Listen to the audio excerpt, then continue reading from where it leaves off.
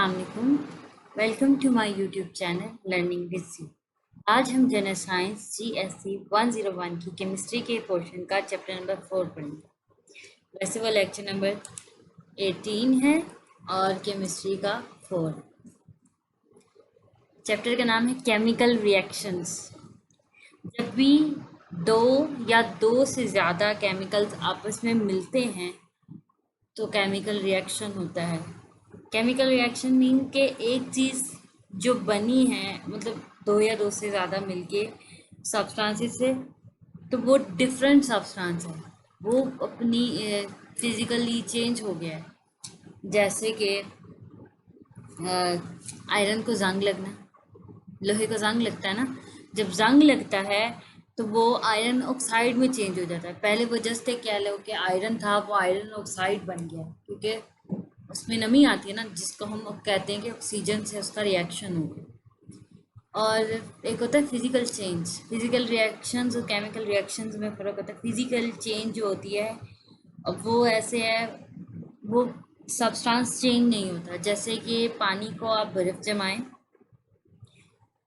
वो पानी ही रहेगा, आप उस बर्फ़ को पिघला के पानी वापस कर सकते हैं। जबकि केमिकल रिएक्शन में वो आयरन जो है वो आयरन ऑक्साइड बन गया। इसी तरह डिफरेंट और चीज़ें हो जाती हैं, डिफरेंट टाइप के रिएक्शंस होते हैं।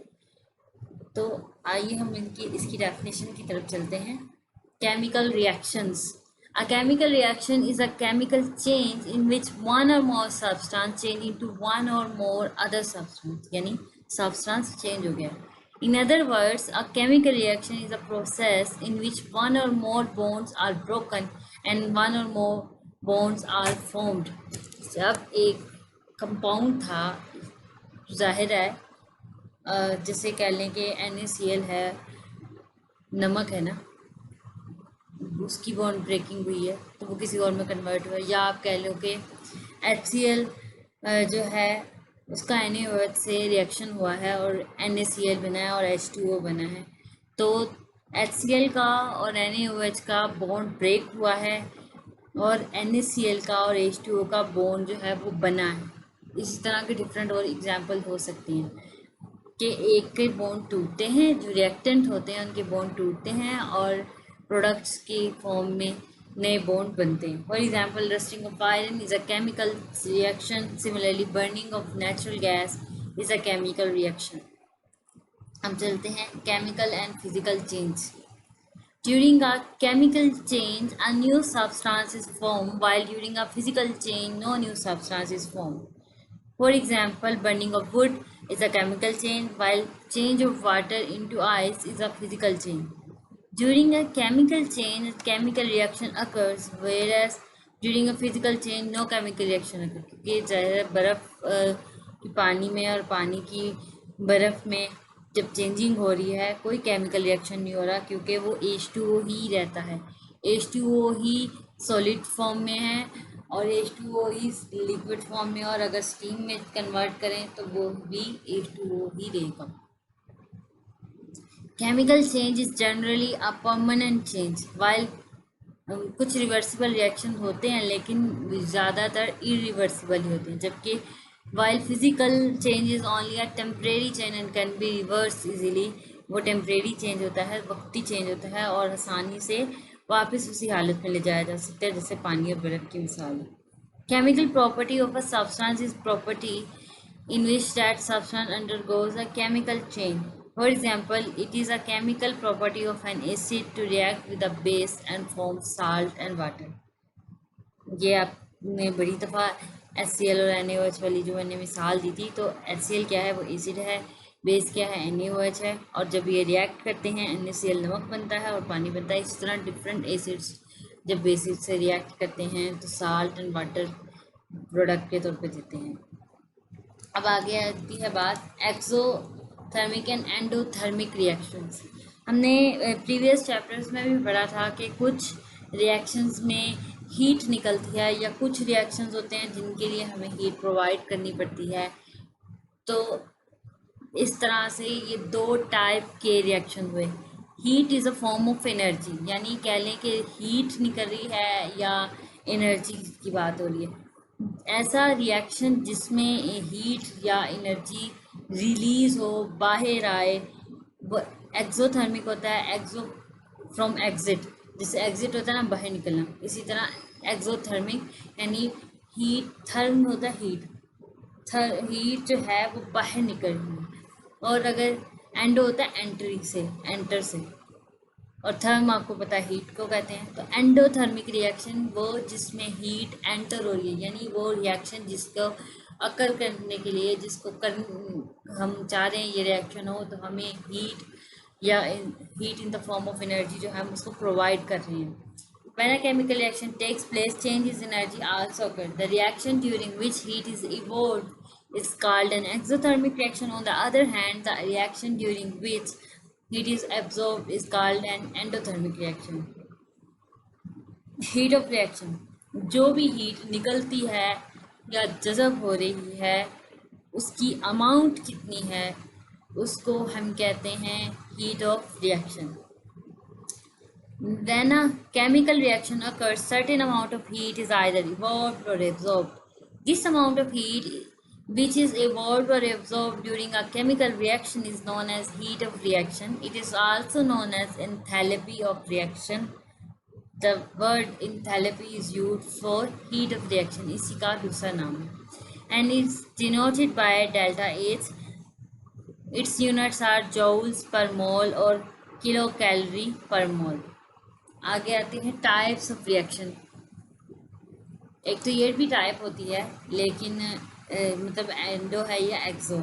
उसके अलावा डिफरेंट काइंड्स होती हैं, जैसे एडिशन रिएक्शन, सब्स्टिट्यूशन, सारा कुछ आप इसमें आगे पढ़ते हैं। चलिए शुरू करते हैं। There are number of types of reaction. First one is addition reaction. Addition reaction mean के दो या दो से ज़्यादा सब्सटेंस मिलके एक ही बना रहे हैं सब्सटेंस। रिजल्टेंट जो है हमारे पास, या कह लें जो हमारे पास प्रोडक्ट है वो एक ही है, और जो हमारे पास रिएक्टेंट है वो दो या दो से ज़्यादा हैं। तो ऐसे रिएक्शन को हम कहते हैं एडिशन रिएक्शन। उसकी आगे एग्जाम्पल उन्होंने दी हुई है। The reaction in which two or more substances react to form a single substance, ethene, आगे एग्जाम्पल है, ethene reacts with hydrogen to form ethane। यानी ये देखें, दो रिएक्टेंट्स यूज हुए हैं और एक प्रोडक्ट बना है। C2H4 plus H2 gives us C2H6, ये एडिशन रिएक्शन है। अब सब्स्टिट्यूशन रिएक्शन, सब्स्टिट्यूट होगी दो चीज़ें। The reaction in which one substance is replaced by another substance from a molecule, जैसे एग्जाम्पल दिया CH3Cl plus NaOH gives us CH3OH plus NaCl। इसमें OH जो है वो Cl की को रिप्लेस कर रहा है, और इसमें डबल रिप्लेसमेंट हुई है क्योंकि OH की जगह Cl चला गया। This reaction is also known as double replacement reaction. और जो NaOH और HCl वाली हमने पढ़ी थी एग्जाम्पल अभी, मतलब मैंने आपको बताई थी, gives us NaCl plus H2O, ये भी एक तरह का सब्स्टिट्यूशन रिएक्शन है। वो एसिड बेस रिएक्शन भी होता है और सब्स्टिट्यूशन भी। आगे एलिमिनेशन रिएक्शन, यानी कोई चीज़ एलिमिनेट हो रही है, रिमूव हो रही है। यहाँ पे क्या है कि एक सिंगल रिएक्टेंट है फॉर एग्जांपल, ठीक है, और प्रोडक्ट दो या दो से ज़्यादा है, तो हम उसको कहते हैं elimination reaction. The reactions in which one or more atoms are eliminated from a molecule, for example removal of H2O from ethanol to form ethene। CH2OH gives us CH2 double bond CH2 plus H2O। यहाँ पे water जो है वो remove हो गया है, तो ये क्या है, एलिमिनेट हो गया है, किससे, एथेनॉल से। नाउ ऑक्सीडेशन रिडक्शन रिएक्शन, ये हमेशा इकट्ठे ही होते हैं। ऑक्सीडेशन रिडक्शन यानी क्या होता है कि एक सब्सटेंस जो है ऑक्सीडाइज हो रहा है और दूसरा रिड्यूस हो रहा है। ज़ाहिर है जो सब्सटेंस ऑक्सीडाइज हो रहा है उसको करने वाला जो सब्सटेंस है वो रिड्यूस होता है। ऑक्सीडेशन डिफरेंट काइंड्स ऑफ की होती है, जैसे इलेक्ट्रॉन का ट्रांसफ़र हो सकता है, ऑक्सीजन का ट्रांसफ़र हो सकता है, डिफरेंट इस तरह की टाइप्स होती हैं। Many reaction involve transfer of electron from one atom to another atom. These reactions are known as oxidation reduction reaction. The loss of electron from an atom is known as oxidation. Loss of electron हो तो वो, और इसी तरह oxygen जो है अगर वो उसका गेन हो रहा हो तो भी ऑक्सीडेशन होती है। वाइल द गेन, या कह लें लॉस ऑफ हाइड्रोजन, हाइड्रोजन निकल जाए तो भी ऑक्सीडेशन होती है। While the gain of electron by an atom is called reduction, और कह लें कि हाइड्रोजन आए तो वो भी रिडक्शन होती है। ये आप खाली यही चीज़ पढ़ लें, मतलब मैं तो आपको इन जनरली बता रही हूँ कि इसकी डिफरेंट काइंड्स और भी होती हैं। आपके यहाँ पे पेपर के लिए आपके इसमें सिर्फ एक टाइप की हुई है। Oxidation and reduction always takes place simultaneously, यानी एक ही रिएक्शन में ऑक्सीडेशन और रिडक्शन हो रही होती है। And the extent of oxidation is equal to extent of reduction, यानी जितनी एक सब्सटेंस की ऑक्सीडेशन होती है उतनी ही दूसरे सब्सटेंस की रिडक्शन होती है। That is the loss of electron is equal to the gain of electron, यानी जितने एक एटम से इलेक्ट्रॉन निकले हैं या कह लें एक सब्सटेंस से निकले हैं उतने ही दूसरे एटम या सब्सटेंस में गए हैं। The substance that undergoes oxidation is known as reducing agent, यानी खुद वो ऑक्सीडाइज होता है लेकिन दूसरों को रिड्यूस कर देता है। And the substance that undergoes reduction is known as oxidizing agent। नेक्स्ट है हमारे पास combustion reaction. Combustion reaction mean burning से निकला है, तो combustion means burning and it is the reaction of a substance with the oxygen. In a combustion reaction, heat is produced. For example, the reaction of methane with oxygen is a combustion reaction. CH4 plus O2 gives us CO2 plus H2O. Generally, in a combustion reaction, carbon dioxide and water are produced. Next है neutralisation reaction. ये मिसाल HCl और NaOH की जो मैं आपको पहले भी दे रही थी, क्या है कि ये एक एसिड है HCl और बेस है NaOH।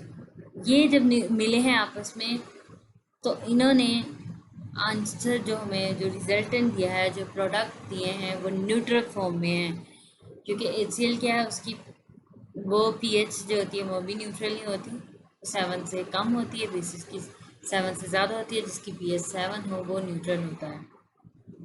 तो अब जो हमारे पास आया है रिजल्टेंट वो साल्ट है। When an acidic solution is added to a basic solution in the right proportion, the properties of each are lost, यानी एसिड की भी प्रॉपर्टीज खत्म हो जाती हैं, बेस की भी खत्म हो जाती हैं। And the salt and water form, नमक और पानी मिलता है।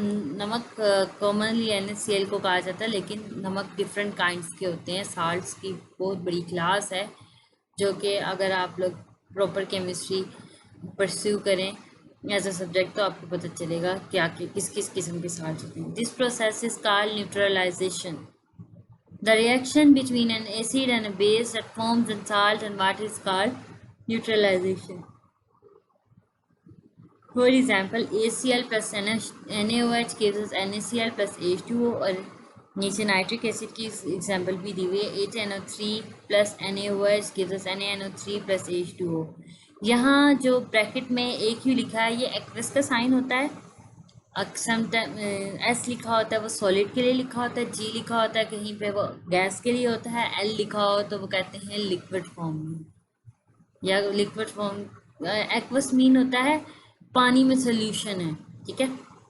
और एक चीज़ माइंड में रखिएगा, अगर ये आप ब्रैकेट में AQ ना लिखें तो नंबर नहीं करते, लेकिन अगर आपने ब्रैकेट में गलत लिख दिया है, जैसे अगर यहाँ पे एक्वस आना था आपने S लिख दिया है, G लिख दिया है, तो नंबर लाजमी कटते हैं। तो या तो आप लोग इस चीज़ को लिखना छोड़ दें, या फिर आपने अगर आपको बहुत शौक है ये लिखने का तो फिर एग्जैक्टली जो लिखना है वही लिखिएगा, गलती नहीं करनी। Chemical reaction may occur in solution or gaseous form. Generally, the chemical reaction are carried out in solution. Water and organic solvents are used for this purpose. आगे है rate of reaction. When a reaction occurs, one or more bonds are broken and then one or more bonds are formed, ये आप पहले भी पढ़ चुके हैं। अब जो भी बॉन्ड बनता है या बॉन्ड टूटता है उसमें कोई ना कोई टाइम लगता है। कुछ रिएक्शन फ़ौरन हो जाते हैं, कुछ बड़ी देर लगाते हैं, कुछ रिएक्शंस घंटों में होंगे, कुछ दिनों में होंगे, कुछ होते हैं ऐसे कि लंबे महीनों महीनों तक वो रिएक्शन चलते रहते हैं या सालों। तो इस तरह ये टाइप बन जाती है कि डिफरेंट कैटेगरीज उसकी हो जाती हैं, स्लो, वेरी स्लो और फास्ट, वेरी फास्ट, इस तरह से। This process of bond breakage and formation takes some time. How much a reactant changes into a product in a given time is important. By the rate of reaction, we mean the amount of reactant that is converted to product per unit time. यानी कितने time में ये product हमें मिला है। It can also be defined on the basis of appearance of a product. यानी हमें product जो है वो हमने रिएक्टेंट्स डाले हैं, रिएक्शन शुरू किया है, हमें प्रोडक्ट जो नज़र आना शुरू हुआ है उतना उसका time. So the rate of reaction is the amount of product form per unit time. The rate of reaction is also called speed or velocity of a reaction. It is measured in moles per second. Thus, the rate of reaction is the amount of product which is formed in 1 second. Rate of reaction is equal to concentration of product formed per time. On the basis of rate of reactions, we can classify the reaction into the following categories. Very slow reactions. Some reactions are very slow. For example, conversion of graphite into diamond in the earth crust is also a very slow process.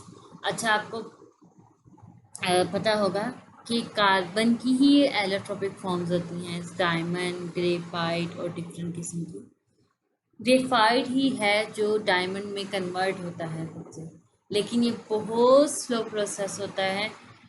कोयले की कान से ही हीरे मिलते हैं, लेकिन उसमें कैसे बनते हैं वो टाइम टेकन है, वही उसके अंदर कन्वर्ट हो रहे होते हैं। तो ये slow, very slow reaction, slow reaction.